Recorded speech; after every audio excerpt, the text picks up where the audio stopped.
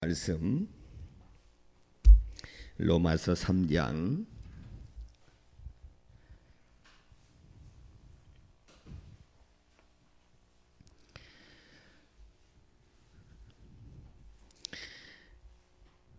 23절부터 우리 31절까지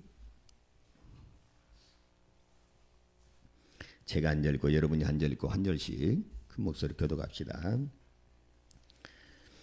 모든 사람이 죄를 범하였음에 하나님의 영광에 이르지 못하더니 그리스도 예수 안에 있는 구속으로 말미암아 하나님의 은혜로 값없이 의롭다 하심을 얻은 자 되었느니라.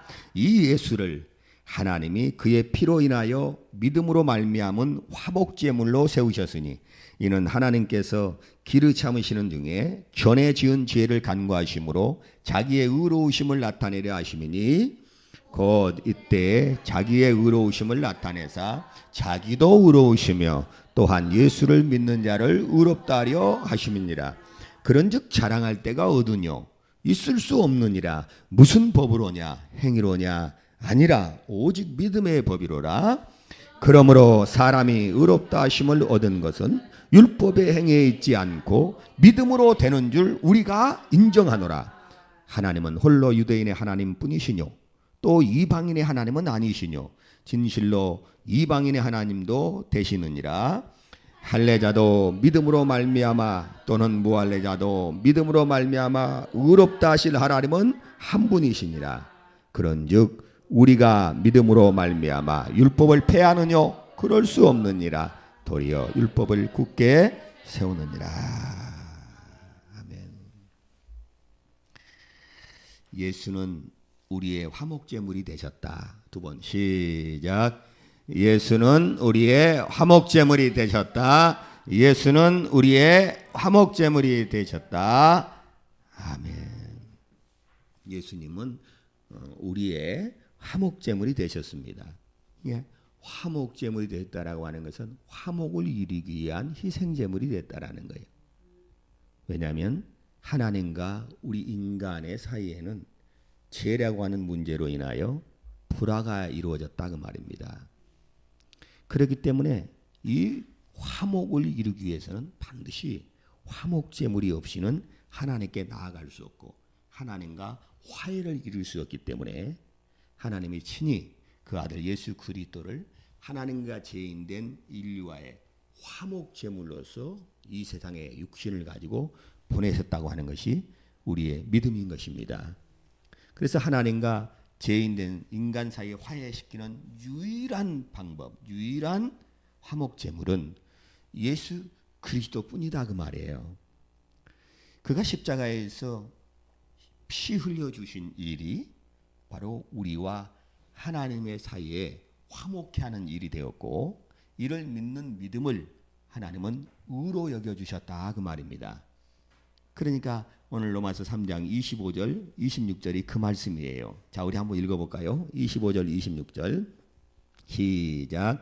이 예수를 하나님이 그의 피로 인하여 믿음으로 말미암은 화목제물로 세우셨으니 이는 하나님께서 길이 참으시는 중에 전에 지은 죄를 간구하심으로 자기의 의로우심을 나타내려 하심이니 곧 이때에 자기의 의로우심을 나타내사 자기도 의로우시며 또한 예수를 믿는 자를 의롭다 하려 하심이니라. 야, 지금 이 본문의 말씀에 우리를 의롭다고 하셨다. 이 의로우심을 나타냈다. 그리고 예수 믿는 사람을 의롭다 하려 하십니다 했어요. 여기서 의라는 거. 이건 우리 여기서 의라고 하는 것은 우리의 어떤 공로가 1%도 들어가지 않는 것입니다. 야, 이건 100% 하나님의 의로 말미암아 우리가 의롭다함을 얻은 것이다 그 말이에요. 그러니까 만일 우리가 의롭다함을 얻는 것에 있어서 이 의에 있어서 0.001%라도 우리의 어떤 행위가 들어간다 한다면 그는 하나님의 은혜를 모르는 자다 그 말입니다. 그래서 예수님이 화목제물이 되셨다 하는 것을 한마디로 말하면 여기도 그의 피를 인하여 믿음으로 말미암은 화목제물을 세우셨다 그랬어요. 그러니까 화목제물을 할 때 반드시 피로 말미암은 화목제물이 됐다 그랬어요. 그래서 이것은 한마디로 말하면 예수님의 십자가, 다시 말하면 십자가의 사역을 말하는 것이다 그 말입니다. 그래서 이것을 하나님이 예수님이 오시기 전에 이미 이 십자가의 사역을 통하여 하나님과 죄인된 우리가 화목해 되는 일들을 주님은 미리 율법 안에서 연습을 하신 것입니다. 그래서 구약에 하나님을 섬기는 예법이 있었고 하나님의 성소를 짓는 법이 있었어요. 하나님의 백성들은 반드시 아무 곳에나 거하지 아니하고 하나님은 거룩한 전에 계셨으니 그들에게 성전을 지으라 하시고, 그리고 섬길 때 그들은 아무렇게나 섬기는 것이 아니라 하나님의 법을 따라 규례를 따라 섬기도록 했으니 하나님을 섬기는 법이 나와 있는 거예요. 율법을 한마디로 말하면 성소 짓는 것과 그 안에서 하나님을 섬기는 법이로 되어 있다 그 말이에요. 우리의 신앙생활은 어떻게 했어요? 우리가 하나님의 성소가 되는 것과 그리고 하나님을 섬기는 것, 이것이 우리가 진리 안에서 또한 사는 삶이다 그 말입니다. 그래서 이 구약 시대 때 성소, 이 성전을 보게 되면 성전에는 큰 두 방이 있었잖아요. 성소와 지성소로 구분되어 있었는데 그 지성소에 누가 들어가냐면 대제사장만이 1년에 한 번씩 1차씩 그곳에 들어간다 그 말입니다. 그래서 그 지성소 안에는 쉬운 자라고 하는, 쉬운 자의 은혜를 베풀어 주는 자리. 시작. 은혜를 베풀어 주는 자리. 자, 긍휼을 베푸는 자리. 시작. 긍휼을 베푸는 자리. 그래서 긍휼을 베풀어 주는 보좌와 같은, 은혜를 베풀어 주는 보좌와 같은 그 자리가 있어요. 그것은 뭐라고 하냐면 바로 그 쉬운 자라고 이야기한다 그 말입니다. 이 쉬운 자에다가 피를 뿌림으로 말미암아 백성과 하나님과의 나누어져 있던 죄의 문제를 제거해 주시는 하나님은 일들을 행하게 하셨다 그 말입니다.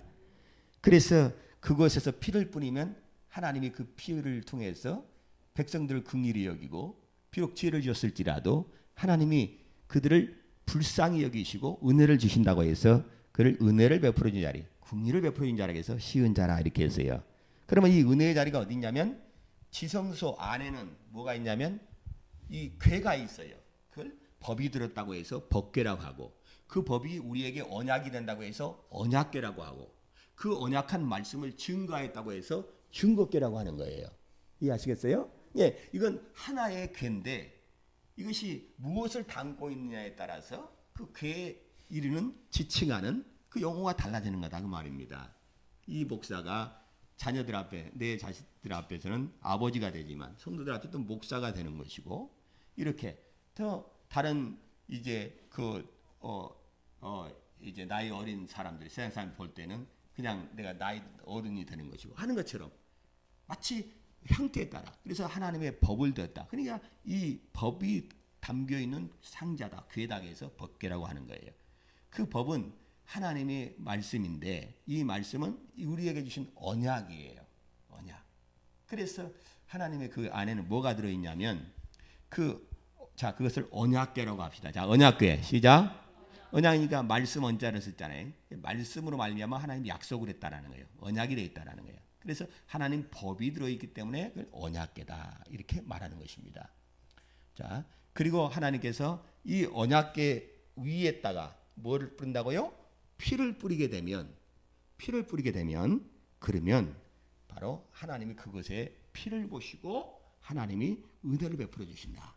다시 말하면 이 언약궤 안에는 법궤라는 하나님의 법, 다시 말하면 이 모세가 하나님께로 받아온 두 돌판, 그게는 십계명이 기록되어 있죠. 두 돌판이 들어 있어요. 보면은 만난 항아리도 들어 있고, 그 다음에 아론의 상단 지팡이. 그래서 두 돌판은 법이고 율법, 법이라는 것을 말하는 것이고, 이 만나가 들어있는 항아리는 언약을 하셨다 하나님께서. 그래서 언약의 말씀인 언약을 말하고, 그 다음에 이 지도자를 세울 때에 하나님이 기름 부어 세워서 이들을 인도하게 했다고 해서 그 성령의 어떤 인도함을 예표하는 일로서 아론의 상단 지팡이, 그들을 세우고 그들을 통해서 백성을 이끌은 인도하시는 이는 하나님의 영이라는 것입니다. 그래서 아론의 상단 지팡이 이렇게 되어 있는 거예요. 다시 말로 하면 법을 주신 이는 아버지라고 한다면, 잘 들어보세요. 언약궤라는 것은 말씀이 육신이 되어 오셔서 피를 흘림으로 인간과 하나님의 사이에 피로 말미암아 우리들의 죄 사함을 주는 언약을 약속하신 바로 아들에 대한 모습이라 한다면, 그런다면 증거궤는 아들의 피로 구원받은 자를 인치시고 인도해 주시는 하나님의 성령에 대한 모형이다 그 말입니다. 그러니까 지성소는 하늘의 성소에 대한 모형이에요. 하늘나라. 그곳에는 왕이 앉은 보좌가 있을 거 아니에요. 그렇죠? 하나님은 공의로 다스리는 것입니다. 그게 법궤예요.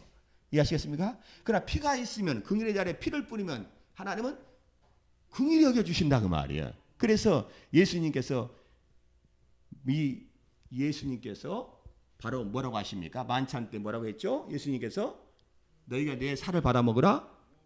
이 떡을 받아 먹으라. 그 다음에 이 잔을 받아 마시라 하면서 이것은 제 사함을 주는 하나님의 언약의 피니라 이렇게 알았단 말이야. 그러니까 이와 같이 이야기한 것이다 그 말입니다. 자, 그래서 이 율법은 그러면 이 하나님의 그 언약 안에 그 언약인 율법이 들어 있는데 여러분 이 율법이 하는 임무가 뭐예요?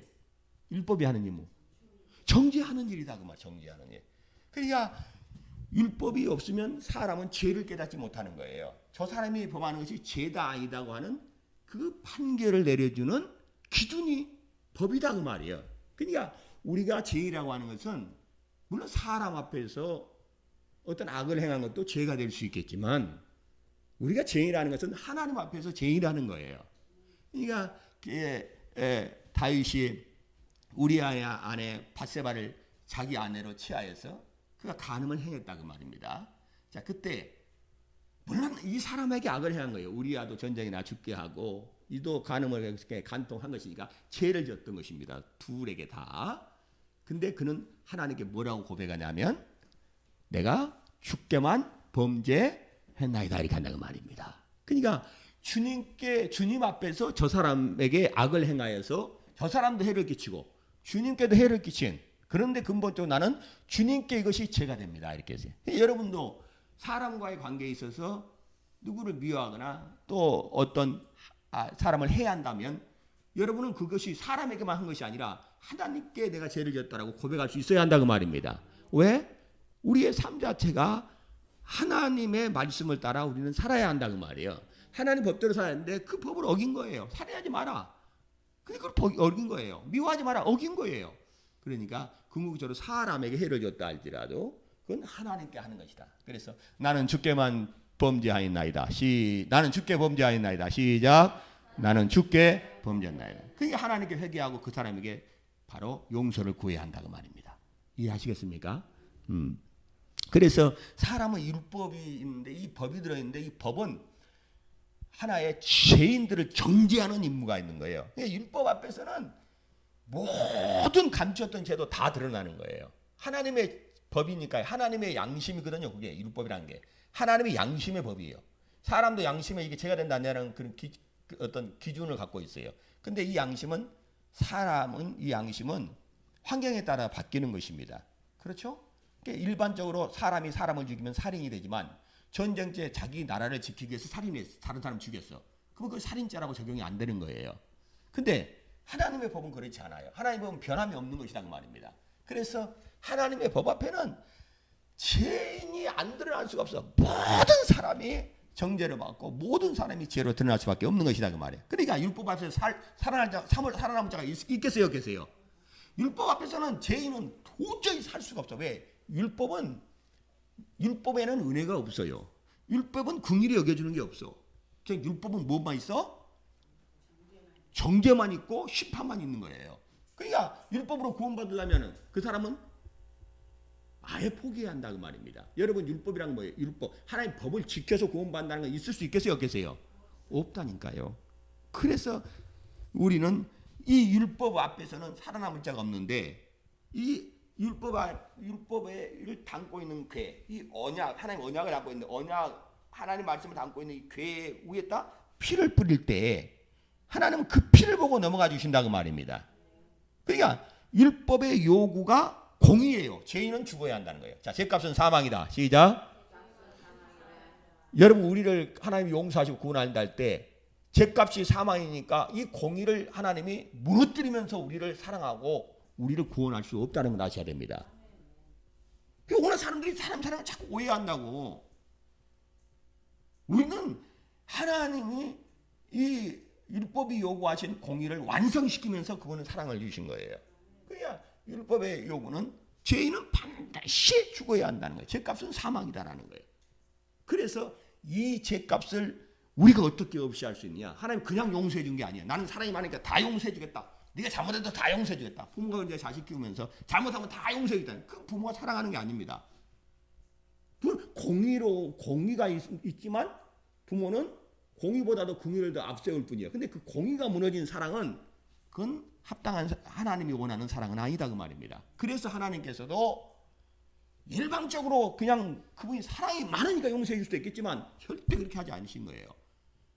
인간을 죄로 인하여 죽어야 할 죽음을 죄 없는 이가 대신 죽어줘야지만 그래야지만 하나님의 공의가 이루어지면서 그 죄인이 살 수 있는 은혜가 되어지는 것이라 그 말입니다. 그래서 하나님이 이 방법을 택하신 거예요. 그래서 대신 속죄.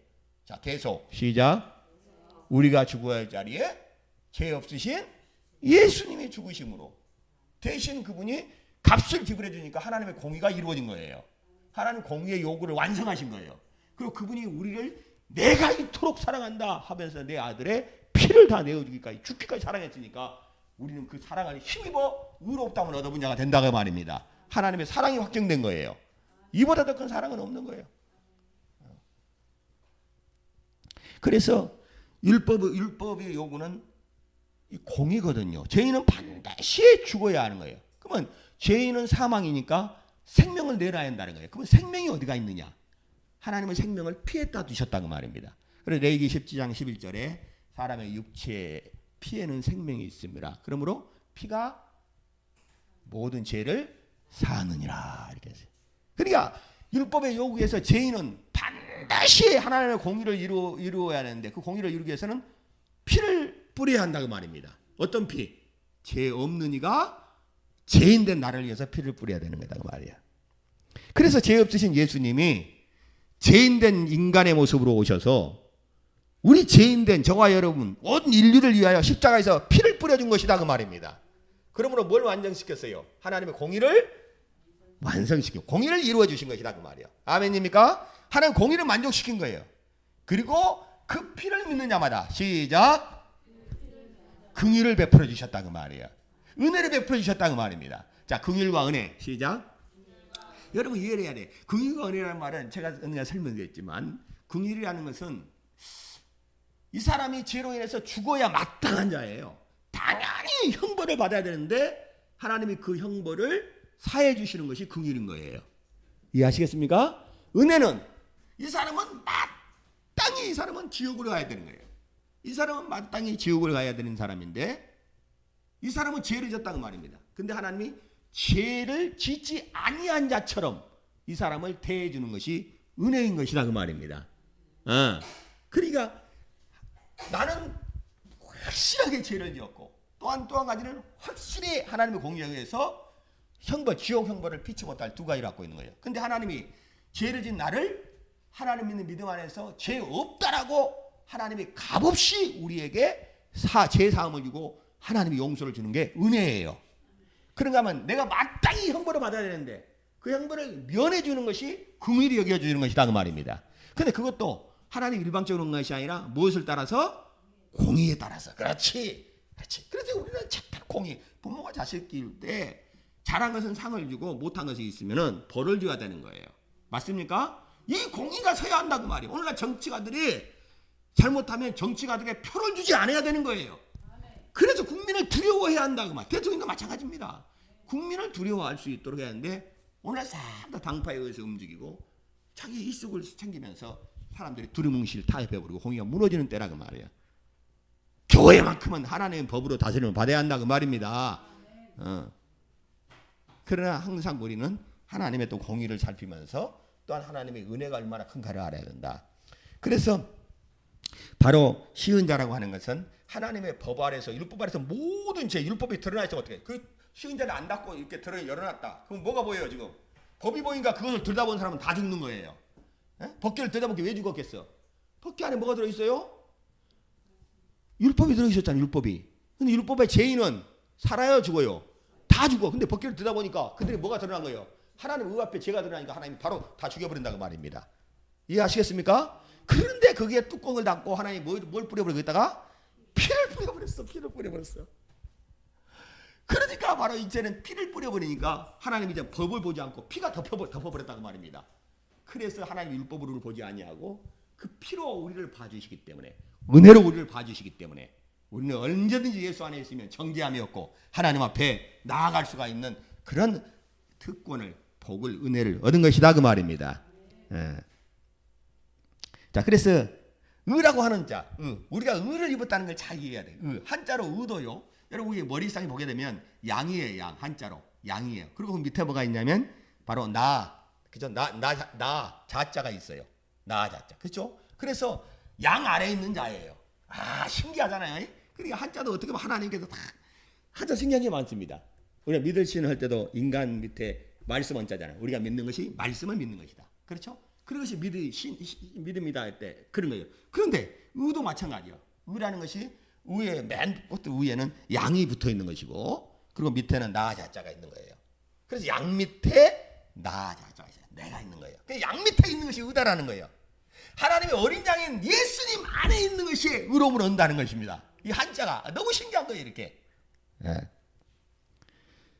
하나님은 이렇게 한자를 통해서 우리에게 알려주신다 그 말이에요. 자, 그래서 십자가의 사건이 일어나는 순간에 온 세상의 죄가 예수님의 어깨에 놓이게 된 것이고, 그가 십자가에서 피를 흘려 죽으시는 순간에 하나님의 공의가 이루어지면서 인간의 그 죄가 용서가 되어지는 것이다 그 말입니다.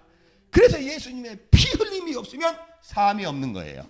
자, 히브리서 9장 22절에 피 흘림이 없이는 사함이 없느니라 이렇게 말하는 것입니다. 그러니까 피 흘림으로 하나님의 공의가 100% 만족이 되는 거예요.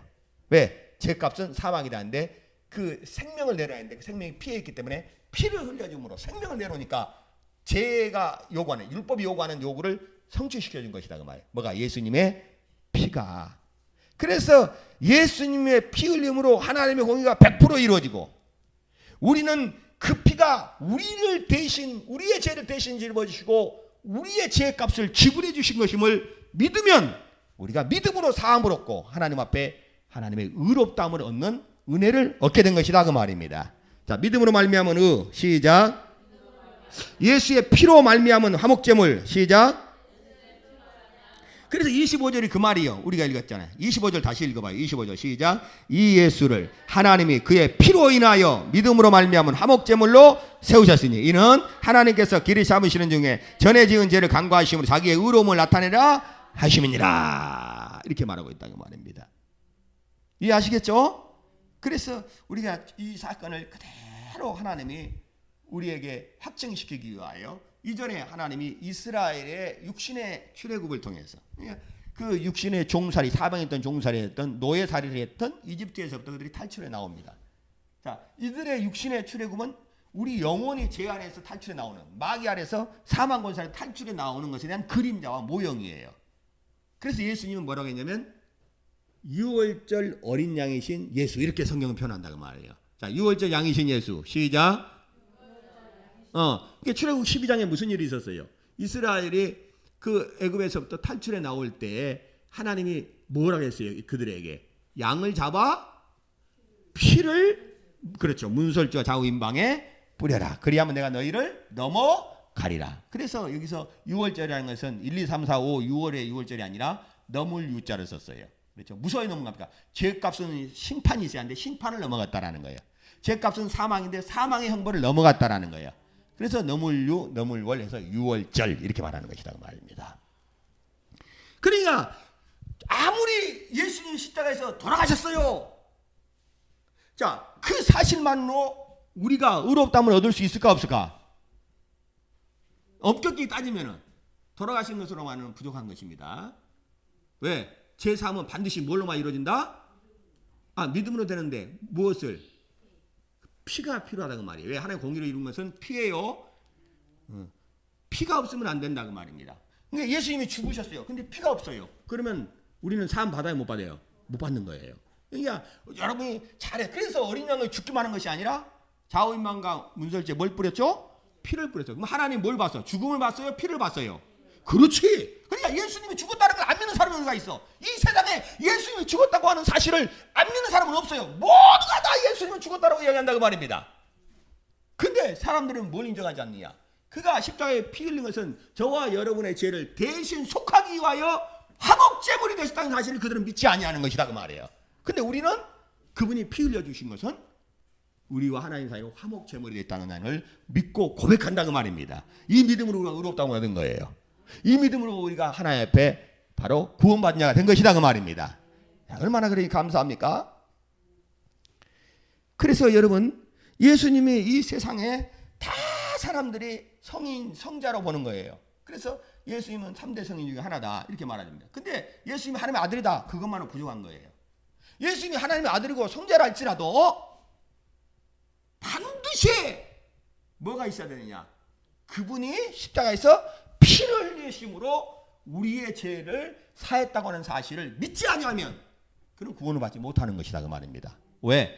하나님은 뭘 보고 그에게 사망과 사망의 천사들이 넘어가도록 하나님의 진노가 넘어가게 하셨다고요?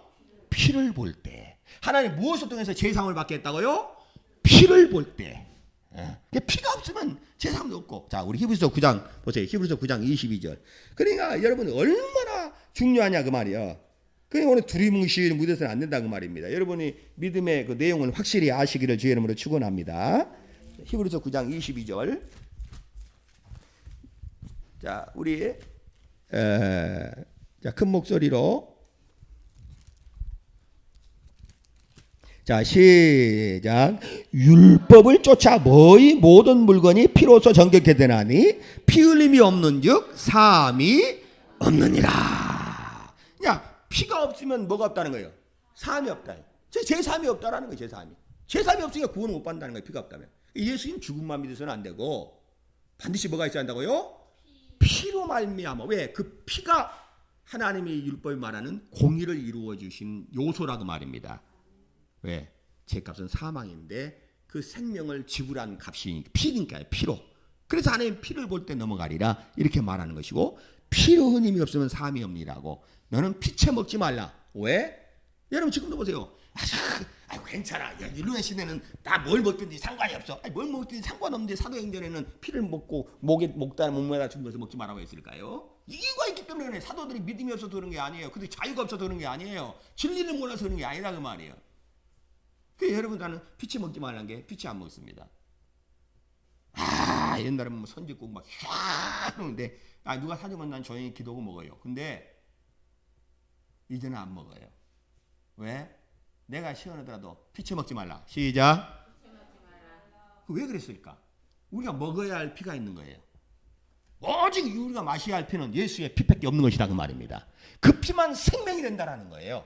근데 이것에 대한 경각심, 이것의 거룩하게 대한 이 경각심이 무너지거나 그 피에 대한 어떤 가치가 손상되는 것을 하나님께서 알지 못해요. 그러니까 여러분이 볼 때 왜 선지국 엄마 안 먹어? 하나님께 피치 먹지 말라 했는데 우리가 마셔야 할 피는 말씀이 귀 넣으셔서 십자가에서 흘리신 예수의 피가 우리 영혼의 생명이 되고 우리 영혼을 구원하는 유일한 피란다. 이 피를 귀하게 상기시킨다 그 말이에요. 그 말을 통해서 우리가 뭐 안 먹었으니까 뭔가 지저분해지고 안 먹었으니까 우리가 거룩하고 깨끗하고 그런 말이 절대 아니에요. 다시 말하면 하나님에 대한 예수 그리스도의 피에 대한 귀함을 오늘 귀 여기지 못하는 그리스도인들이 너무 많다 그 말이에요.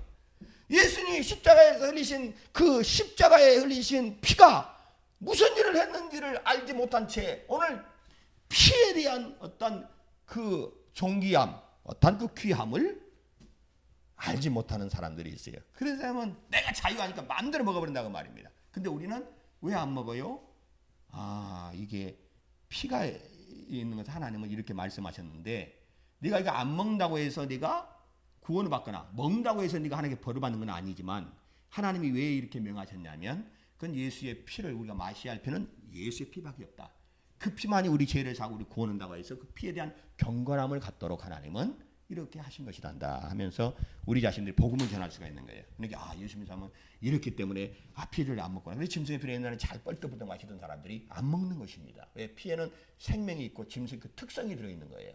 그래서 짐승의 피를 먹으면 짐승의 특성을 받아들이는 거예요. 그러니까 자꾸 먹으면은 자꾸 뱀과 먹고 뭘 먹은 사람들은 자꾸 그런 뱀의 특성이 나오는 거지. 그 뱀의 특성이 뭐예요? 혓바닥이 두 개로 사라져 갖고 중상자라고 모략자라고 거짓말자라고. 에? 그러니까 못된 거 피먹은 자 뒷발질하고 그렇게 사람 치는 거지. 근데 우리는 예수님 피로 말고 예수님의 특성이 우리 안에 나타나고 얼마나 감사하냐 그 말이에요. 그래서 이것을 이러한 어떤 성경의 이런 부분들이 기록된 어떤 연유에 대해서요, 우리 좀 더 생각해 보면 좋겠다. 그리고 유익한 것을 택했으면 좋겠다라는 것입니다. 뭐 먹었어 안 먹었어 하고 정죄받을 일이 아니고 그것을 통해서 우리가 유익한 영적인 것들을 택할 수 있는 그러한 사람들이 됐으면 좋겠다 그 말이에요. 자, 그러니까 보세요. 지금 제가 오늘 우리는 다 12월 25일은 예수님 탄생일이다 해서 그렇게 막 이렇게 성탄절을 하는데 저도 이제 고민이 깊어져요. 말해요. 그래서 이제 저 생각이 많다는 말이에요. 왜냐하면 대부분의 예수 믿는 사람은 다 그렇게 하니까 예수님의 탄생일을 다 12월 20일로 아는 거예요. 그래서 예수님 탄생이라고 이렇게 다 그것을 모여서 함께 기뻐하는데 지금 보세요. 내가 오늘 차량 운행하면서 시내에 한게 온통이 교회 사람들이 그 성탄절 행사한다 해서 지금 금요 모임이 있고 예배가 있는 시간인데 하나님의 어떤 말씀을 듣고 하나님 앞에 물론 그런 부분들이 하는 일들이 또 좋은 일들도 있을 수 있습니다. 하지만 보니까 세상 사람들이 거기에 편승돼서 뭐하냐? 거기 있는 가게 사람들 먹고 살고 노시고 일고 하는 거예요. 다 거기서 거기에 함께 춤춰주는 거예요. 함께 그런 환경을 만들어주고 있고 다 예수 산타라고 해서 다 그냥 가지고 산타 왔다 해서 뭐 선물 준다고 해서 순전히 하나님이 주시는 인간을 향한 최고의 선물이 무엇인지를 가르쳐주지 아니하고 거기에 편승해서 상업에 편승되고 모든 사람이 자기 유익을 위해서 그렇게 해버린다. 즐거움을 쫓아버린다 그 말이에요. 음란히 하나님을 섬긴다 그 말이에요. 예, 그것이 뭐 잘못됐다, 그 악하다 그걸 말하고 싶은 게 아니에요. 제가 뭐 하고 싶은 것은 저도 가정이 싶은 거예요. 왜냐하면 성도들이 잘못하면 우리를 그 진리를 행한다는데 모든 대다수 사람들이 그렇게 안 하니까 야 너는 왜 안 하냐? 그러면 이 사람들이 잘못된 사람이네 이렇게 보기 쉽다고 말입니다. 그러면 여러분 스스로가 굉장히 이렇게 억압이 될 수 있는 문제들이 발생할 수 있어요. 또 하나 다른 사람 다 옳다고 하는 건 나는 아니다라고 하면 이 사람이 이상한 사람이네 다수가 손가락 쓰니까 진짜 소인국에 갔을 때 정상적인 사람이 가게 되면 그 사람이 정상적인 사람이 이상한 사람이 되는 것처럼 그렇게 돼버릴 수 있어요. 그래서 우리 성도들이 영적 유익함을 줘야 되는데 내가 어떻게 행해야 할까? 내가 이것을 분명히 알고 그래야 우리가 이런 계산을 한번 해보세요. 보세요. 우리가 부활절하면 예수님이 십자가에서 우리의 대속의 일들 하시고 부활하셨습니다. 죽은 지 사흘 만에 부활하셨어요. 그 부활절이 3월 말에서 4월 초에 항상 있어요. 그렇죠? 그러면 이 예수님 탄생일이 아니기 때문에 우리는 안 하는 것인데 근데 계산해 보면 예수님은 이 땅에 육체로 오셔서 33년하고 6개월을 사셨어요. 그러니까 33년을 거꾸로 돌리면 3월 말에서 4월 초가 되는 거예요. 그리고 6개월을 돌려봐요. 더 돌리면 어떻게 되겠어요? 그 3월 달에서 6개월 넘으면 9월이 되는 것이고 4월 초에서 6개월 넘으면 10월이 되는 거예요. 그러니까 예수님은 유대인의 여기 가을에 있는 장막절 때 그렇죠? 유대인들이 초막절 안에 들어가서 뭐라 했어요? 임마누엘 했잖아요. 예수의 이름을 임마누엘이라라. 성경은 하나님이 우리와 함께 하신다고 했어요. 근데 그들이 임마누엘하고 장막절에서 외치는 절기가 언제야? 초막절이다 하고 장막절이다 하고 그들이 말하고 있는 그때에 그들은 임마누엘 하면서 그런 초막을 짓고 그걸 하거든요. 그러니까 예수님이 우리와 함께 하시고 그리고 육체로 오신 그와 같은 때는 그 절기로 따지게 되면은 9월 말이나 10월 초가 되는 것이라고 말입니다. 그래 누가복음에 보면 한밤에 별들이 있었고 동방박사들이 어린 양을 치다가 그걸 보고 나서 이렇게 갔다고 했어요. 근데 여러분 유대 지역은 이 태양에 40도 50도 되는 이 태양이 장렬하지만 밤에는 동산이 어려서 죽을 만큼의 추위가 그 날씨차가 기온차가 엄청나게 다른 것이에요. 근데 한 겨울 12월 한 겨울에 양치는 자들이 양을 방목을 해서 바깥에 나와 있다면 다 얼어서 죽을 수밖에 없다라는 거. 그럼 양치는 자는 겨울에는 없는 거예요. 다 온마 안에 다 들어가 있는 것이지. 근데 그걸 봤을 때도 그렇고 우리가 33년 6개월이라는 것을 뒤로 돌려봐도 그건 12월은 절대 맞지 않는 것이라고 말이에요.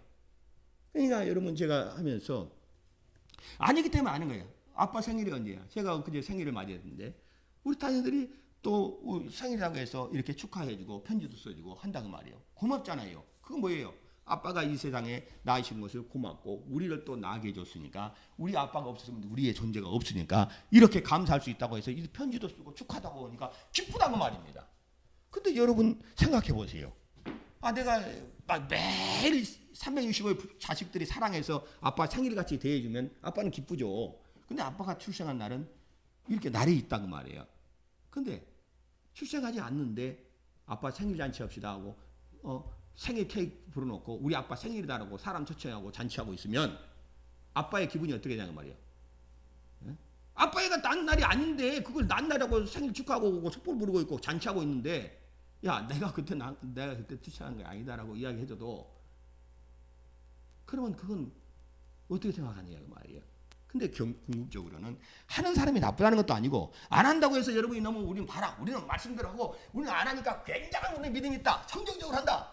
근데 삶이 무너져 있어. 그 사람이 예수 믿는 사람으로서 진리를 행하고 진리 안에서 그 사람의 인격이나 그 다음에 영적으로 그리스도의 형상을 이루는 것으로 사람 앞에 본이 되고 사람들 앞에서 봤을 때도 저 예수가 저 안에 있다라고 그 어떤 믿음을 향기를 드러낼 수 있어야 하는데 그것 자체가 무너져 있는 사람이 내가 의식을 행하지 않는 것 때문에 나는 봐라 거룩하다 이렇게 주장한다면 그건 하나님 앞에 옳은 것이 아니에요. 그렇죠? 근데 그걸 행하는 사람이 이 사람 막 죄를 졌다 그렇게 할 필요도 없는 것이고 다만 우리는 중요한 것은 뭐냐면 그리 행하지 않고 우리가 예수님의 말씀대로 진리 안에서 행하고 바른 믿음 가운데 하나님 앞에 하나님의 일들을 이루어가는 아름다운 모습으로 변화돼가며 점진적으로 믿음이 진보하고 자라가고 하나님이 기뻐하시는 일을 이루고 있다면 박수할 만한 일인데 그걸 하지 않는데 삶이 변하지 않아. 인격이 변하지 않아. 신앙에 어떤 진보가 없어. 그러면 차라리 그걸 하고 진보하는 사람보다 더 못할 수 있다는 말입니다. 그래 이 딜레마에 빠지는 거예요. 진리로 자유하게 했는데 우리가 이 일을 어떻게 생각해? 우리 성도들 혹시 사람들 앞에 이런 말을 들을 때 저들이 그래 왜 우리 목사지 뭐 다 하는데 안 할까? 여러분 그거 아셔야 돼. 이것은 성경적으로 명한 것이에요. 예수님 생일을 지키라는 말 단 한마디도 없어요. 또 우리는 어린아이로 오신 예수를 구주로 믿는 것이 아니고 십자가에서 장성하여 십자가에서 아버지들 다 이루신 죽고 부활하신 예수님이 우리 구주로 믿는 거예요. 물론 그 주님이 육체로 오신 것은 굉장히 중요한 일이에요. 성령실은 대단히 중요한 것이고 귀한 것인데 다만 그날이 아니기 때문에 안 한 것이지 그날에 그가 육신 온 것에 대한 의미라든가 하나님이 우리를 사랑하셔서 그분을 보내셔서 행하신 일들에 대하여 폄하하는 것이 절대 아니에요.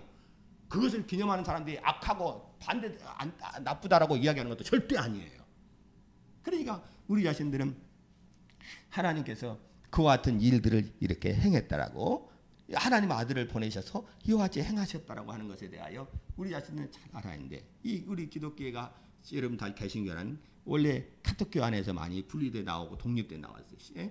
그러다 보니까 이 카톨릭이 가지고 있던 신앙과 어떤 신학의 어떤 일부분들을 다 바꿔 성경을 봤으면 좋겠는데 그걸 다 못 바꿨다고 말입니다. 일례로 사도신경 같은 것도 마찬가지입니다. 사도신경이 좋은 것도 있지만 또 부정적인 것도 있는 거예요. 왜냐하면 우리는 성경 자체를 다 믿는데 사도신경은 성경에서 일부러 발췌해서 사도들이 만들어서 했다고 하는데 어쨌든 간에 근데 그 고백 속에서는 성경적이지 못한 부분도 있어요. 근데 지금은 이제 또 이번 개정이 되면서 사도신경이 완전히 바뀌어버렸습니다. 그래서 이 하나하나 따지면 그게 틀린 것은 또 아니에요.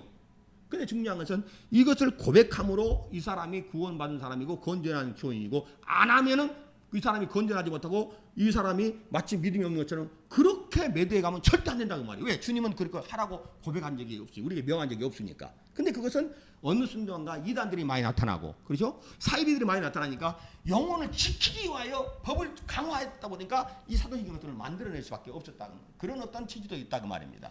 그러니까 신학이라는 것 자체가 하나의 그 신앙을 지키는 테두리를 만들기 위해서 왜 자꾸 이단들이 들어와서 다른 주장을 함으로 다른 교를 주장하기 때문에 인해서 교회를 어지럽히니까 그 지키기 위해서 건전한 교리 어떤 벽을 쌓으면서 보호하려고 하는 것이 신학화 이렇게 되다 보니까 너무 그것에 또 매이게 되면 진리로 가지 못하고 잡아막을 수 있거든요. 그러니까 이런 장단점이 다 이렇게 있게 되는 거예요. 근데 기독교회가 오랫동안 12월 20일 성탄절이라 이렇게 했어요. 행자지병령 이렇게 왔는데 갑자기 야 성경으로 돌아야 된다. 우리 봐라 12월 22일은 예수님 나신 일이 아니니까 우리는 그것을 기념해서 안 된다라고 만약 갑자기 돌변해버리면 어떻게 되겠어요? 세상 사람들이 저희들 봐라요. 저희 믿는 믿음이 거짓말이구나. 그걸 두려워하는 거예요 지금. 응? 예, 맞는데 계획을 하지 못하는 게 왜냐? 오랫동안 해온 것을 우리가 틀렸다라고 말해버리면 우리 스스로 허점을 사람들 앞에 공개해버린 것이 되지 않느냐? 그러니까 담대하지 못하는 거예요. 그러니까 아닌 걸 아는 목사님도 할 수밖에 없는 것이다 그 말. 대신 이제 그걸 하는 거예요. 우리는 예수님이 육체로 오셨다고 하는 복음적인 의미를 절대적으로 가르치고 이때 절대 절대적으로 세상의 사람들이 성탄절을 갖다가 마치 그 산타 할아버지로 그렇게 나서 어떤 세상적인 어떤 즐거움과 자기 이익을 취해버리는 오락으로 빠져내가 버리고 그렇게 대학으로 달려가 버리는 그것에서부터 바른 진리 안에서 벗어나도록 우리는 그 부분들을 잘 또한 역으로 복음 중개역으로 사용할 수도 있는 부분도 있다라는 것입니다. 그래서 그런 의미가 있다라는 거예요. 그래서 이러한 일들을 생각해 본다 그 말입니다. 근데 궁극적으로는 저도 우리 교회에 우리 성도들이 유익한 것이 무엇일까? 이건 함으로 유익하냐 안 하는 무익하냐? 하도 주를 위해서 하고 안 해도 내가 주를 위해서 안 할 수 있는 거예요. 근데 한다고 해서 말씀 있는 걸 하느냐 이거 칠 수도 없는 그거 치고 공격하는 것은 아니다 그 말입니다. 근데 안 한다고 해서 내가 그것 때문에 자부심과 긍지를 갖고 신앙에 대해서는 믿음과 영적 진보가 없단다면 그것 또한 하나님 또한 기뻐하는 것이 아니다 그 말이에요. 그러나 일단 우리는 알고 그렇게 하자는 거예요. 그래서 이렇게 우리가 알고 믿는 것은 굉장히 일단 중요한 것입니다. 그리고 하나님의 그 뜻을 따라 했다고 한다면 그만큼의 신앙의 담력이 있는 거예요. 성경에서도 집사가 그 직무를 잘 감당하면 믿음의 담력 하나 옆에 담력을 한다 그랬어요. 담력을 한다 했거든요. 여러분 보십시오. 말씀 들은 사람은 담력이 있어요. 왜냐하면 그 말씀이 보증하기 때문에. 근데 말씀을 이탈되어 있으면은 그 사람이 두렵다고 말입니다. 왜? 하나님의 심판 때는 말씀이 교과서로 그를 비치겠단 말이에요. 자, 그래서 사도 바울이 우리 한 번만 읽어봅시다. 고린도전서. 자, 이런 말씀을 했어요. 고린도전서. 자, 4장 자 보세요. 한번 보세요. 4장 6절. 자, 4장 6절을 한번 읽습니다. 자, 4장 6절 시작. 형제들아 내가 너희를 위하여 이 일에 나와 아볼로를 가지고 본을 보였으니 이는 너희로 하여금 기록한 말씀밖에 넘어가지 말라 한 것을 우리에게 배워 서로 대적하고 교만한 마음을 먹지 말게 하려 함이니라. 기록한 말씀밖에 넘어가지 말라는 거예요. 그냥 우리는 어쨌든 성경에 기록된 대로 믿으려고 교회를 하는 것이고 또 그와 같은 믿음을 가지고 행하는 그리스도인들이 하나님 앞에 그게 옳고 하나님이 기뻐하는 것이다라는 것에 대하여 우리는 깊이 생각할 수 있는 것이다 그 말입니다. 그래서 여러분이 혹시나 그것 때문에 막 실망을 하고 바른 복음을 전하고 말씀을 했으면 이제 알게 됐으면 그러면 내가 정말 이와 같이 이제 내가 어떻게 예수 그리스도를 알고 믿는 것을 우리의 삶에서 펼쳐가며 우리가 세상의 영혼을 살리는 일들에 대하여 동참하고 하나님의 그 일들이 되어지도록 교회가 하나님의 그 뜻을 따라 행할 수 있는 일에 내 자신이 쓰여질까 하는 어떤 그런 어떤 마음을 가져야지. 낙심하지 말라는 것이고 또 교만하지 말라는 거예요. 한마디로. 그보다 더 중요한 것은 우리가 예수님을 사랑하고 예수님을 닮는 그리스도의 형상을 이루는 것이 더 중요하고 주님을 아는 것과 믿는 하나가 되어 충만한 분량까지 자라가는 것이 더 중요하고 하나님의 기뻐하신 일을 행함에 많은 다수가 따르지 않아도 그걸 담대하고 감사하고 그런다 할지라도 그것 때문에 우쭐대어 남을 무시하거나 폄하해서는 절대 안 된다라는 거예요. 도리어 우리가 아는 것으로 인하여 남을 섬기고 남을 바르게 인도해주는 그러한 빛 가운데로 인도하는 사람들이 되시기를 주의 이름으로 축원합니다. 예, 그렇죠. 속에 인도보다 여러분이 알고 바르게 인도하는 것은 또 얼마나 아름답겠어요. 자, 그래서 오늘 우리는 자 예수의 피가 모든 사람을 위한 피예요. 여러분 잘 보세요. 예수님이 십자가에 피를 흘린 것은 우리에게 제3을 주는 하나님의 언약이 있어요. 자, 마태복음 보세요. 마태복음 26장. 마태복음 자 26장 예수님이 직접 만찬 때 이야기를 했죠. 자, 마태복음 자 26장 자 26절 27절 읽습니다. 26절부터 28절까지 자 시작. 저희가 먹을 때에 예수께서 떡을 가지사 축복하시고 떼어 제자들을 주시며 가라사대 받아 먹으라 이것이 내 몸이라 하시고 또 잔을 가지사 사례하시고 저희에게 주시며 가라사대 너희가 다 이것을 마시라 이것은 제3을 얻게 하려고 많은 사람을 위하여 흘리는 바 나의 피 곧 언약의 피니라 이렇게 했다 그 말입니다. 그러니까 예수의 피는 약속이 있는 거예요. 언약의 피다고 이렇게 예수님 말씀한다 그 말입니다. 그래서 예수님은 모든 사람을 위해서 피를 흘렸습니다. 그렇다고 해서 모든 사람이 다 구원받는 게 아니에요. 예수님은 인류를 위하여 피를 흘렸어요. 근데 인류가 다 구원받는 건 절대 아니다 그 말이에요. 다시 말하면 예수님이 모든 사람에서 피를 흘렸지만 자기 의지로 내 죄를 대신하여 예수님이 십자가에서 고난받고 피를 흘렸다고 고백하는 자만 구원을 받는 것이다 그 말입니다. 그래서 이런 가운데 25절 우리가 로마 3장 25절에 그렇게 고백하는 거예요. 그래서 자 다시 한번 로마서 3장 25절을 보세요. 이 예수를 하나님이 그의 피로 인하여 믿음으로 말미암아 화목제물을 세우셨으니 이는 하나님이 길이 참으시는 중에 누구 참았겠어요? 이렇게 하나님께서 이 구약 시대를 말하는 것이죠. 이 구약 시대를 지금 말하려고 하는 거예요. 사도 바울이 길이 참았다고 하는 것은 지금 이 말씀 받는 자는 유대인들이에요. 지금 로마서는 유대인들이에요. 이 말씀 받는 대상이 지금은. 자 그래서 하나님이 오래 참으로 많은 일을 구원했다고 이야기한다고 말입니다. 그래 우리의 구원의 기반이 되는 것은 예수의 피다라는 거예요. 구약 때에도 그들의 구원의 기반이 되는 것이 뭐겠어요? 예수의 피가 되는 거예요. 근데 예수의 피를 기다리는 거예요. 그 신약 시대 때도 우리를 구원하는 기반이 되는 건 뭐라고요? 예수의 피가 된다고 말해요. 피가 된다고 말해요. 자, 그래야 구약 시대 때에 그들이 짐승으로 피를 흘렸는데 짐승은 영이 없어요. 사람의 죄는 영의 죄입니다. 근데 짐승의 피는 육체에 범죄한 것을 잠깐은 사해 줄 수 있어요. 근데 죄를 질 때마다 짐승을 또 잡고 가야 돼. 근데 영원한 속죄가 안 되는 거예요. 또 영혼의 죄는 속죄할 수가 없어요. 짐승은. 근데 예수님은 말씀이 육신이 되어오신 육체란 말이에요. 죄 없으신 육체고 말씀 영이 육체가 된 거예요. 그러니까 우리 영의 죄를 그 육체의 피 흘림으로 없이 할 수 있는 것이고 단번에 영원한 속죄를 이룰 수가 있는 것이다 그 말입니다. 자 히브리서 10장 우리 보세요. 히브리서 10장 3절 4절.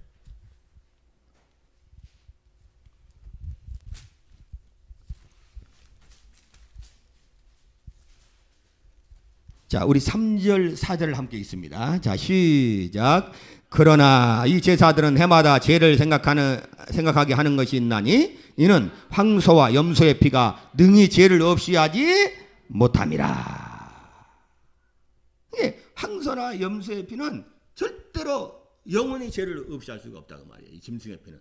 다만 그것은 죄 없으신 이가 오셔서 피를 흘림으로 죄인을 대신하여 죽으심으로 인해서 하나님의 공의를 이루고 구원해 주실 것이다라는 하나님의 모형과 예표로 하나님 하신 거예요. 그것을 계속 구약시대 이렇게 하나님이 그들을 통해서 이 말씀 안에서 그들에게 계시해 주신 것이다 그 말입니다. 그리고 마침내 예수님이 육체로 오셔서 이것을 이루신 것이다 그 말입니다. 그래서 예수님이 첫사람 아담부터 시작해서 구약시대 그리고 신약시대에 구원받는 마지막 사람에게까지 무엇으로만 죄의 문제를 해결해 준다고요? 십자가 흘리신 피로만 해결이 되는 것이다 그 말입니다. 피로만. 그래 하나님께서 구약 성도들의 모든 불법에서 오래 참으시고 자기의 의를 드러내시고 또한 십자가에 자기의 의를 드러내시면서 우리를 의롭게 만드시려고 하신다 이렇게 말한 거예요. 자 그리고 26절 보세요. 26절 시작. 곧 이때 자기의 의로우심을 나타내사 자기도 의로우시며 또한 예수 믿는 자를 의롭다 하려 하심이니라. 그러니까 하나님이 우리를 의롭다고 하셨다. 예수 믿는 사람을 의롭다 하신 것이 완전히 십자가의 피로 이루어진 것이다 그 말입니다. 자 칭의 시작. 칭의는 뭐예요? 하나님이 의롭다고 믿는 자들에게 주어진다. 의롭다 너는 의로운 자다고 그러한 선포가 이루어진 것이다. 그게 칭의예요. 그러니까 이 칭의는 곧 우리가 의롭다함을 얻는 것은 무엇으로 말미암아? 예수님의 십자가의 피를 믿음으로 말미암아 이루어진 것이다 그 말입니다. 아멘입니까? 자, 그래서 우리에게 자랑할 것이 있겠어요, 없겠어요? 자, 27절이요. 시작. 그런즉 자랑할 때가 어디뇨? 있을 수 없느니라. 무슨 법으로냐? 행으로냐? 아니라 오직 믿음의 법으로니라. 자랑할 것이 없다라는 것입니다. 그러니까 여러분 머리 숙이고 감사하고 나가야 되는 것이지 하나님 앞에 잘못하게 되면 교만하면은 내가 뭘 했습니다. 하나님 내가 이걸 했지 않습니까? 자기 자꾸 행한 것이 의가 되고 자랑이 되게 되면 그는 은혜를 모르는 자일 수 있어요. 그러니까 우리는 일생 동안에 겸손할 수 있는 비결이 어디가 있느냐? 하나님의 은혜를 알면 그가 겸손하라 하지 않아도 겸손할 수밖에 없는 거예요. 그래서 하나님이 해놓으신 일을 우리는 믿음으로 우리가 의롭다고 얻은 거예요. 하나님의 아들이 십자가에서 피 흘리신 것을 믿음으로 우리가 의롭다고 얻은 것이니까 자랑할 때가 있느냐? 없다라는 것입니다. 그러니까 여러분이 하나님 앞에 나갈 때도 내가 뭐 했습니다 자랑할 필요 없어요. 나는 예수님의 오직 믿는 믿음으로 나왔다고 하는 것이 자랑하고, 또 못했다고 해서 여러분이 하나님께 다 못 나간다고 해서 여러분이 저 뒤에서 낙심하고 있을 필요가 없어요. 내 행위가 있는 사람든 없는 사람든, 선한 사람든 불의한 사람든 다 몰수로 예수를 믿음으로 말미암아 의로워지는 거니까. 아멘입니까? 그러니까 행위를 잘했다고 자랑할 필요 없어요. 하나님이 나에게 은혜를 주셔서 또 이 행할 능력을 주셔서 내가 행했다고 한다면 이것도 하나님의 은혜니까 하나님께 영광을 돌려야 되고, 못했다 할지라도 예수 믿는 사람을 의롭다 하셔 주시는, 죄를 졌을지라도 예수를 믿는 믿음으로 내가 의롭다고 했다는 이 은혜를 주신 것을 알면 더 겸손해서 하나님의 뜻대로 살려고 해야 되고, 이렇게 되어지는 것이다 그 말입니다. 자, 그래서 세상 모든 종교는 선한 행위를 하는 거예요. 시소로 인해서 네가 벌을 받게 하면, 신에게 벌을 받지 않으려면 시소에 선을 행한 거 악을 행한 저울을 달아볼 때 선을 행해서 만회하지만 네가 벌을 나누고 좋은 데 갈 수 있다. 극락에 갈 수 있다. 천국 갈 수 있다. 이렇게 말하는 게 세상 종교예요. 근데 우리는 사람의 행위로는 절대 의롭다고 얻을 수 없다. 다시 말하면 절대 구원을 받을 수 없다는 거예요. 오직 무엇으로만? 예수의 은혜로만, 예수의 피를 믿는 믿음으로만 된다 그 말입니다. 아멘입니까? 얼마나 감사하냐 그 말이요. 감사합니까? 자, 28절 그러면서 28절 시작. 그러므로 사람이 의롭다 하심을 얻는 것은 율법의 행위에 있지 아니하고 믿음으로 되는 줄을 우리가 인정하노라. 그러니까 절대 율법을 행한 행위로 말미암지 않고 우리가 의롭다는 것은 무엇으로 말미암다? 믿음으로 말미암다. 예수를 믿음 안에 대통령이고 교황이고 하나님 앞에 아무 소용이 없어요. 저 같은 헛개미를 믿어도 안 돼요. 목사 믿는다고 구원받는 게 아니에요. 절대로 소용없어요. 오직 나중에 각자가 홀로 하나님 앞에 벌거벗게 설 겁니다. 그때 무엇으로 서야 돼요? 믿음으로 서야 한다 그 말입니다. 나는 예수를 믿습니다. 십자가에 예수의 흐르신 피를 믿습니다. 나는 하나님만을 믿습니다 하고 믿음으로 서야 되는 것이지, 절대로 여러분이 어떤 행위로 서서는 하나님 앞에 옳다함을 얻지 못한다고 말하고 있는 것이다 그 말입니다. 아멘입니까? 그럼 여기서 하나 또 중요한 것. 자, 여러분이 뭘 알았냐면 지금 많은 사람들이, 목사님들도 그래요. 그러면 이 로마서의 이 행위가 아니라 믿음으로 구원받는다는 이 말씀과 그 예수님 형제 야고보가 야고보서를 썼는데, 그 야고보서에 보면은 사람이 영혼 없는 몸이 죽은 것 같이 행함이 없는 믿음은 죽은 것이니라 이렇게 하니까 이 두 개가 그러면 서로 충돌되지 않느냐 하고 잘못 생각하는 사람이 많습니다. 근데 우리는 오늘 이 시간 확실히 가세요. 로마서는 하나님 앞에 우리가 어떻게 의롭다함을 얻는가를 말하는 것이에요. 지금 사도 바울이 말하는 것은. 알겠어요? 근데 야고보서는 하나님 앞에 의롭게 된 자가, 그렇지, 어떻게 사람 앞에서 행함으로 옳다 칭함을 얻을 수 있느냐, 그것을 말하는 거예요. 이게 다른 문제가 아닌 거예요. 이것은 충돌한 문제가 아니에요. 나는 그때 목사님한테 물어봤어요. 믿음으로 여러분 구원받은 사람 손 들어보세요. 그러면 행위로 구원받은 사람 손 들어보세요. 행위로 구원받는 사람이 더 많아. 깜짝 놀랐어 내가. 그래서 예? 그래 지금 뭘로 혼돈 소리 하냐. 여러분, 우리는 구원은 믿음으로만 되는 것입니다. 0.001%가 여러분의 행위가 있다면 여러분은 은혜를 욕되게 하고 있는 것이라 그 말입니다. 우리는 100% 내가 의롭지 못해도, 경건하지 못해도, 거룩하지 못해도 예수 그리스도의 십자가 보면 피를 믿는 믿음으로 우리가 구원받고 은혜로 구원을 얻는 것이라 그 말이에요. 아멘? 그러면 그래. 그러면 목사님 야고보서에 행함이 없는 믿음이 죽은 믿음이라 했는데, 죽은 믿음이라는 것은 지옥 가는 믿음 아닙니까? 근데 목사님 왜 그러십니까? 이렇게 또 따져오네. 아이고, 만약에 네가 행함이 있어서 구원을 받았다면 그러면 예수의 은혜를 그는 뭐 부정하고 있는 것이라 그 말입니다. 왜? 은혜 다음에 행위가 있어야 한다고 하는 거니까. 카톨릭과 똑같은 거예요. 이 사람 구원 받겠어요? 못 받겠어요? 못 받는 것입니다. 예수를 믿고 내가 우상도 같이 섬긴다. 구원 받겠어요? 못 받겠어요? 못 받는 것입니다. 우리는 유일하게 예수님을 믿는 믿음으로 구원한다. 내가 행위로 말미암아 하나님 앞에 옳다 하면, 왜냐면 네가 의로워졌느냐. 이 야고보서 기자는 뭐예요? 네가 의로웠냐? 어떻게 의로웠냐? 예수 믿음으로 의로워졌습니다. 그러면 네가 예수 믿음으로 의로웠다는 것은 의로움을 받은 자는 네가 의로운 행위를 드러내므로 하나님이 너를 의롭게 하는 그 믿음을 증거해내라. 그게 신앙생활이라는 것을 강조하는 것이 야고보서예요. 그러니까 야고보서는 구원받기 위해서 행위를 강조하는 것이 아니라 구원받은 자가 선한 행위를 해야지만 네 믿음이 살아있는 믿음에게 증거되지 않겠느냐 하나님이 영광을 받으시지 않겠느냐? 그것을 말하고 있는 것이라 그 말입니다. 그러니까 이 두 개가 굉장히 서로를 보완해주고 있는 거예요. 다시 봅시다. 여러분, 기독교의 구원의 교리, 구원의 믿음은, 구원의 진리는, 자, 여러분이 구원받기 전에 행위로 말미암아 구원의 영향을 받아요. 여러분, 행위, 선한 행위가, 하나 앞에 행한 그와 같은 행위들이 구원을 주는데 영향을 줘요? 아니면 그 행위와 아무런 상관이 없어요? 확실히 구별해서 증거하세요. 확실하게 고백하세요. 그러면 구원은 뭐로 만드는 것입니까? 은혜로만 되는 거예요. 믿음으로 되는 거예요. 아멘? 그런데 반드시 기독교는 뭐라 그러느냐? 자, 중생과 성화. 시작. 이걸 모르면 안 되는 거예요. 어린아이들은 몰라요. 다시 말하면 우리가 구원을 받았다면 구원받은 자의 삶이 있어야 한다 그 말입니다. 맞습니까? 우리가 자식으로 태어났으면 그 다음에 그가 살아가는 삶이 있는 거예요. 자, 자식이 엄마 뱃속에 나오는 것은 자기가 원해서 나왔어요? 부모가 준 선물이에요? 부모가 사랑해서 그를 잉태내놨어요, 생명을. 그러면 이때부터는 이 세상은 어떻게 살아가야 돼? 그가 자기 안에 부모가 준 생명을 가지고 살아가는 삶이 필요한 것이다 그 말입니다. 자, 우리가 중생했다, 거듭난 것은, 우리가 의롭다함을 얻은 것은, 우리가 구원받은 것은 오직 하나님의 은혜로 되어지는 것입니다. 예수를 믿는 믿음으로 되어진 거예요. 그럼 구원받은 다음에 어떻게 되느냐?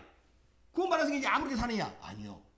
네가 구원을 받았으면, 곧 네가 의로워졌으면 의롭다함을 얻은 구원을 받은 자의 삶이라는 것이 있다. 그러면 그게 성화인 것입니다. 성화. 그래서 구원받은 사람으로 그리스도는 마땅히 행위를 해야 한다라는 거예요. 그게 없으면 너는 구원받지 못한 사람이라는 거예요. 이해하시겠어요? 그걸 야고보서 강조하고 있는 거예요. 행위로 구원받는 것이 아니고 네가 구원받았으면 마땅히 구원받은 자의 삶을 드러내야 한다는 거예요. 곧 중생이 이루어졌으면 너는 성화가 이루어져야 한다는 거예요. 아멘입니까? 그 성화가 안 이루어진다면 너는 혹 구원받는 자 아니라 네 자신을 살펴봐야 한다는 거예요. 왜? 구원받은 사람은 반드시 구원에 합당한 삶을 사는 것이 하나님의 뜻이고 그게 신앙생활이니까. 자, 그래서 기억해야 됩니다. 구원은 우리의 행위가 강조되지 않습니다. 맞습니까? 왜요? 사람의 행위로는 하나님 앞에 아무도 의롭다 할 자가 없고 율법을 지킴으로 말하여 구원받을 자는 단 한 사람도 없기 때문에 우리는 절대로 행위를 강조하지 않습니다. 아멘입니까? 그런데 의롭게 되어지면, 구원받으면, 구원을 받는 데 있어서는 행위와 상관없다는 것을 우리가 강조하기 때문에 행위에 대해서 필요 없다라고 이야기하지만, 구원을 받은 다음에는 뭐 이렇게 말해야 돼? 구원으로 끝나는 것이 아니라 우리는 구원받고 의롭게 된 사람이 반드시 의롭게 된 합당한, 구원받은 자의 합당한 올바른 그 열매, 그 행위가 있어야 한다라는 거예요. 왜? 그게 없으면 하나님의 사랑을 비춰낼 방법이 없는 것이다 그 말입니다. 근데 오늘날 예수 믿는 사람이 얼마나 부패하고 썩었느냐 그 말이에요. 그러니까 예수님의 용서를 받고 예수님의 은혜를 받은 사람이 은혜의 빛을 비치지 못하면, 하나님의 사랑의 빛을 비치지 못하니까 복음이 그만큼 가로막히는 거예요. 세상이 악해져도 그렇지만 변화받지 못한 우리의 모습이 복음의 걸림이 되기도 한다 그 말입니다. 자, 변해야 된다. 시작. 이게 지금 여러분, 이건 서로 배치가 되는 것이 아니에요. 서로 충돌하는 것이 아니고 서로를 도와주고 있는 거예요. 우리는 구원받은 것에 만족하고 살면 안 돼요, 절대로. 구원받은 사람이 합당한 삶을, 성화의 삶을 계속 이루어가야 되는 거예요. 그래서 믿음이 계속 진보해야 하고 계속 변화받아야 돼, 새 사람으로. 아멘입니까? 그러나 행위는 자랑할 것이 없는 거죠. 왜? 우리가 구원 얻은 것은 행위가 아니라 은혜로 말미암아 얻은 것이니까 그 말입니다. 자, 그러면서 로마서 3장 자 29절 우리 30절 읽습니다. 시작. 하나님은 홀로 유대인의 하나님뿐이시뇨 또 이방인의 하나님은 아니시뇨 진실로 이방인의 하나님도 되시느니라. 할례자도 믿음으로 말미암아 또는 무할례자도 믿음으로 말미암아 의롭다 하실 하나님은 한 분이시니라. 자, 여기서 할례자는 유대인들을 말하는 것이고 무할례자는 이방인을 말하는 거예요. 그러니까 이방이나 유대인이나 다 무엇으로 구원받는다? 믿음으로 구원받는다. 그래 이방인을 구원하신 이도 하나님이시고 유대인을 구원하신 이도 한 분 하나님이시라 그 말이야. 같은 하나님이라는 그 말이에요. 아멘입니까? 그렇지요. 그렇죠. 얼마나 명쾌합니까? 그러니까 이제 유대인들이 반발하는 거예요. 야, 그러면 우리가 그러면은 유대인으로서 우리가 율법을 받은 자인데 그러면 그건 아무 소용이 없단 말이냐? 이렇게 반박하니까 31절이 나온 거예요. 자, 31절 시작. 그런즉 우리가 믿음으로 말미암아 율법을 폐하느뇨 그럴 수 없느니라. 도리어 율법을 굳게 세우느니라. 잘 들어봐야 돼요. 다 무할례자가 이방인도 할례자인 유대인도 다 하나님 믿는 예수를 믿는 믿음으로 구원받는다. 너희 유대인들이만 하나님인 줄 아냐? 이방인들에게도 친히 하나님, 우리가 하나님이 한 하나님이다 이렇게 말하니까 그래 유대인들이 들고 일어난 거예요. 그럼 우리가 율법을 받은 것이 아무 쓸모가 없단 말이냐? 우리가 하나님의 백성이 율법을 받는 쓸모 그렇게 말하니까 31절 답이 나오는 거예요. 그런즉 우리가 믿음으로 말미암아 율법을 폐하느뇨 아니다. 내 율법 받는 게 중요하다는 것입니다. 그 율법을 폐하느뇨 그럴 수 없느니라. 자, 율법을 굳게 세우느니라. 시작. 이 말씀을 여러분이 이해를 하셔야 됩니다. 이 말씀이 여러분 속에 이루어져야지만 하나님이 기뻐하신 자의 믿음이 되는 것이다 그 말입니다. 이게 무슨 말이냐면 자, 율법의 용무가 뭐라고요? 율법이 하는 일은 뭐예요? 죄를 깨닫게 하는 것이고 정죄하는 거예요. 맞습니까? 그러면은 율법이 없으면 죄를 깨달을 수 있어요, 없어요? 그렇죠. 그러니까 이건 뭐냐면 네가 복음으로 은혜로 구원을 받았으면 복음으로 예수의 복음을 믿음으로 구원을 받았으면 율법을 세워야 한다는 거예요. 다시 그 무슨 말이냐면 이전에 네가 율법이 없을 때는 하나님 죄인지도 알지 못하고 네가 죄 가운데 살았지만 이제 예수의 은혜로 구원을 받는 자가 됐다면 하나님의 법으로 말미암아 옛날에는 죄로 생각지 않는 것이 이제는 죄가 되는 것을 여러분이 깨닫게 된다 그 말입니다. 그러니까 사람들이 율법을 폐하는 거예요? 아니면 율법 앞에서 죄를 더 버리게 되는 거예요? 죄를 버리는 능력이 생기게 되는 것이다 그 말입니다. 그래서 31절이 나오는 거예요. 그래서 여러분이 율법과 복음에 대한 조화를 잘 이뤄야 돼요. 율법과 복음 시작. 율법을 행하여서 구원받을 수 있어요, 없어요? 없죠? 자, 복음을 믿음으로 구원받습니다. 아멘입니까? 그럼 복음은 있으니까 율법을 폐하느냐? 자, 그럴 수 있다는 거예요, 없다는 거예요? 없다는 거예요. 왜? 율법이 없으면 네가 죄를 깨닫지 못한단 말이에요. 다시 말해 율법이 없으면 여러분이 성화가 되지 않는다 그 말입니다. 율법이 있어도 이게 잘못됐다라고 자꾸 이것이 하나님 뜻이 아니다라고 가르쳐줘야 여러분이 그 죄를 버리고 죄로 삼지 않는 것을 죄로 여기고 죄를 버리고 죄와 싸우면서 여러분이 하나님이 원하는 뜻대로 성화가 될 수 있는 것이다 그 말입니다. 그래야 복음으로 구원을 받은 자가 율법을 세운다는 말을 이해해야 돼요. 이건 율법을 지켜서 구원받는 말이 아니고 복음으로 구원받는 자가 율법을 세우는 것이다 그 말이에요. 왜? 그래야 율법으로 죄를 버리게 되고 성화의 삶을 이루어갈 수 있는 능력이 생기기 때문에 그런 것이다 그 말이에요. 근데 오늘 예수 믿는 사람이 어떻게 생각해? 율법과 복음에 대한 조화를 이루지 못하기 때문에 복음으로 구원받았으니까 아무렇게나 살아도 된다는 거예요. 율법을 스스로 폐해버리네. 그러니까 뭔 삶이 무너져 버리는 거예요? 그의 성화의 삶이 무너져 버리고 만다 그 말입니다. 절대로 여러분은 행위로 구원받을 수 없다예요. 은혜로 구원받아요. 아멘. 율법으로 구원받을 수 없어요. 복음으로 구원받아요. 아멘. 여러분 은혜로 구원받습니다. 아멘. 근데 구원받은 자 이후에 반드시 여러분의 삶이 거룩하기 위해서는 뭐가 있어야 되냐? 율법으로 여러분이 죄를 버릴 수 있는 능력이 있어야 돼. 왜? 하나님이 이게 죄다 그러면 그것을 버려야 된다 그 말이에요. 문신하는 게 죄다 그러면 버려야 한다 그 말이에요. 쉽게 이야기하면 미워하는 건 죄다 그러면 그걸 버릴 수 있어야 한다 그 말입니다. 거짓말하는 게 죄다 버릴 수 있어야 돼. 탐심은 우상숭배다 하면 버릴 수 있어야 돼. 그래야 여러분이 하나님이 원하시는 그리스도의 사람으로 성장되고 성화되어져가는 아름다움이 있어지는 것이다 그 말입니다. 그래서 그러나 우리가 한 가지 필요할 것은 우리에게 예수 믿는 사람 율법이 필요한 거예요. 왜? 죄를 항상 깨닫고 죄를 봐야지만 거울로 봐야지만 더러운 것에서 벗어날 수 있으니까.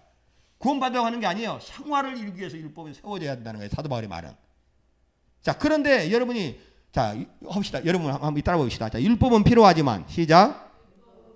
율법주의는 경계해야 된다. 시작.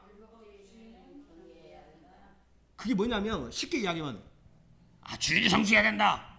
11조 해야 된다. 무언가를 율법대로 행해야 된다. 안 하면 안 된다. 의무적으로 법으로 이것을 행하면 네가 옳고 이걸 행하지 않으면 옳지 않다. 행하면 구원받고 행하지 않으면 구원이 없다라고 마치 율법 구원받은 사람은 하나님의 율법을 세워서 하나님의 뜻대로 살아가는 것으로 성화를 이루는 것은 맞는데 율법주의가 돼버리면 그걸 행하지 않는 사람은 구원이 없다라고 말하게 된다고 말이에요. 그러니까 11조 하지 않으면 구원이 없다라고 말해본다고 말입니다. 그러면 그 바른 복음이 아니죠? 왜? 구원은 11조 하고 안 하는 거가 상관이 있어요 없어요? 없는 것이라고 말이에요. 그러니까 10분의 1 하는 게 드리는 건 너무 아름답고 좋은 것인데 하나님 일을 위해서 쓴다는 건 좋은 것인데 근데 그거 율법주의가 돼버리면 예수의 은혜를 제껴놓고 율법대로 행하지 않는 사람, 이 11조를 하지 않는 사람은 뭐가 너는 옳지 않다. 너는 하나님께 나갈 수 없다라고 만약에 이렇게 나가버리면 그 법으로 그 사람을 올가 매버리는 것이 된다고 말입니다. 그러니까 예수 믿고도 여러분이 방종해서는 안 되지만 이 율법주의가 돼버리면 주의라고 빠지면 지옥 갈 줄 알고 막 벌벌벌 떨 수밖에 없게 된다고 말이에요. 근데 여러분 떨 필요가 없는 거예요. 절대로. 내가 그랬잖아요. 주일날 여러분 너무 마음이 너무 아파가지고 예배 못 나올 수 있습니다.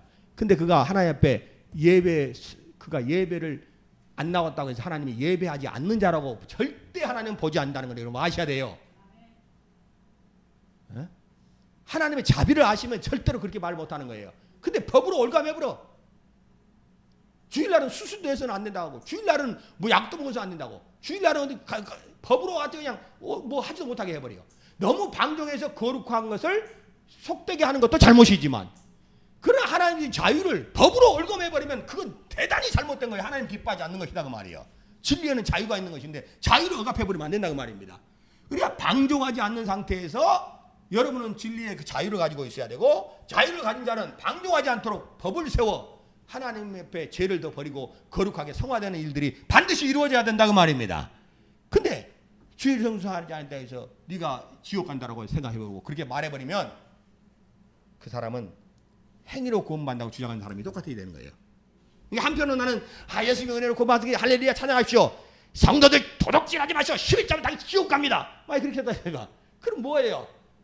지옥 가는 것은 행위로 가고 행위가 없어서 가고 구원받는 은혜로 받고 이거 뭐야? 행위도 아니고 지죽박죽 되는 거예요. 아니 우리는 은혜로 구원을 받는 거예요. 네 행위가 없어도 네가 도둑질하고 살았어도 네가 회개하고 예수의 피를 믿는 믿음으로 너는 구원을 받는 것이다 그 말입니다. 예수님이 하나님과 죄인의 사이 화목제물을 했어도 그가 피를 흘리심으로 나의 죄를 모든 죄에서 나를 사하고 용서했다는 걸 믿으면 너는 구원받는 거예요. 아멘? 근데 구원받는 자는 반드시 뭐 해야 된다고요? 행위로 그 믿음을 증거할 수 있어야 한다 그 말입니다. 이게 성화입니다. 이것에 대하여 혼동하면 안 돼요. 우리 성도들은 구원의 안정성에 대해 들었을 것입니다. 이제는 여러분이 확실한 복음 안에 거한다면 여러분이 율법을 세워서 죄를 자꾸 버리는 일을 해야 돼요. 율법주의가 되라는 것이 아니에요. 절대로. 율법을 세우는 것은 법을 자꾸 통해서 여러분을 비춰보고 하나님이 원하시는 삶으로 하나님이 원하시는 그리스도 형상까지 자라가는 저와 여러분 되시기를 주의 이름으로 축원합니다. 기도합시다.